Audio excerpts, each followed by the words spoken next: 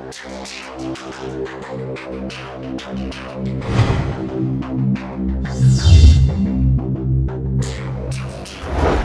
what's up guys? This is Joey Young. I wanted to do a review video on a product that I've used for a very long time now, and I wanted to give you guys my inputs on it. In front of us we have the CarbonDoser electronic regulator. I've owned several regulators in the past, and this regulator by far is the best I've owned. Alright, so when you purchase this regulator, what it comes with is obviously the regulator itself, the power supply unit, and a permaseal washer slash crusher, whatever you want to call it. The pros of this regulator, one, it's electronic, so you don't have an issue with valve failures. I know with other regulators, similar regulator that I've dealt with in the past, where the valve would get caught, or what would happen is when you put it on a timer, and when you're supposed to be on and off, it doesn't go off all the time, because one, the valve will remain open, or something's wrong mechanically with the regulator. With this electronic one, you don't have that failure at all. You can't. And the other cool thing is this permaseal washer. Normally with other regulators, you would have to basically, when you replace or refill your CO2 tank, you're supposed to replace this, and it comes with a plastic washer, crusher, or whatever, and you're supposed to replace that. I mean, obviously it's very cheap. It's like 5 cents a piece, but I mean, you're having to pay for it every time. With this, it's permanent. You just basically put it on either the regulator or either the CO2 cylinder, and that's it. And you don't ever have to replace this, touch this, or anything. So that's a real plus for that. Let's get a closer look at the regulator itself. So it comes with a very easy, just single knob. So this will control how much PSI you want coming out of your CO2 regulator. So obviously going clockwise will increase the pressure, and going counterclockwise will decrease the pressure. And it has the gauge here and how much you're actually inputting. So this one will regulate how much pressure the CO2 tank has, and this is how much you're actually outputting to your tank. And down here it has a counter. Basically, it says right here, seconds per bubble. So how many bubbles you want to come out, you will basically set it here, and that's exactly how much bubbles that will come out. If you had a bubble counter, it would display exactly that amount, and the bubbles are very consistent.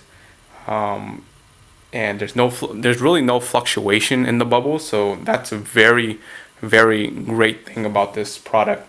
With other CO2 regulators, what you'll have to do is you'll have to play with the your output here. So what you'll do is you'll increase it, and you'll let it sit for maybe 15 to half an hour to make sure everything is set in terms of counter, and kind of have to mess with it. With this, you can actually mess with it on the fly. You don't have to wait for the bubbles to come out correctly. Whatever you set here, it will come out consistently and always like that.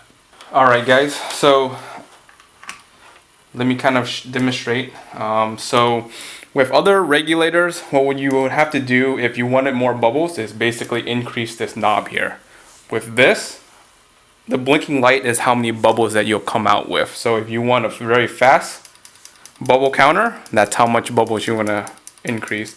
The other benefit with having a consistent bubble is you can control how much CO2 is coming out of the tank, and save in CO2. So a lot of regulators, they operate at a certain PSI. This one, I've been operating at 9 PSI for all of my tanks, and it definitely saves me in CO2, and also it comes out consistently and it still functions correctly. So that's the real good benefit about this. The other regulators I've seen that I've used in the past, they need to be like 25 to 30 psi, which is like quadruple this.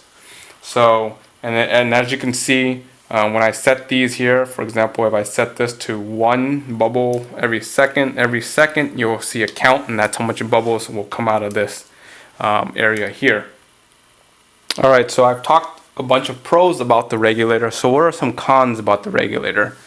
The only thing that I can really think of is it's kind of bulky. It's not heavy, but the actual regulator is definitely kind of bulky due to this electronic unit itself. I mean, it's not, you know, anything bad. The other thing is the price. The price is very, very expensive for this regulator, but I think it's well worth your time and effort by just buying something that works very well off the bat. Obviously, I mean, you can get an okay or a cheap regulator for like probably a third or even a fourth of the price you're going to pay for this regulator, but you're going to have a lot of issues and a lot of problems probably down the road with those regulators. Other than that, the regulator itself is super easy to use, super easy to install. I mean, there's just basically one nut that you just tighten into your CO2 tank and you're good to go. And so guys, that's my review on the regulator. I definitely highly recommend you guys check them out if you guys are looking into buying a regulator. This is an awesome regulator. A lot of people have used this, and you can definitely read up reviews on them, and it's definitely one of the best, if not the best regulator out there that you can purchase for your Planet tanks, anything else that you want to use with a regulator itself. So let me know what you guys think. Please rate, comment, and subscribe. And peace, guys.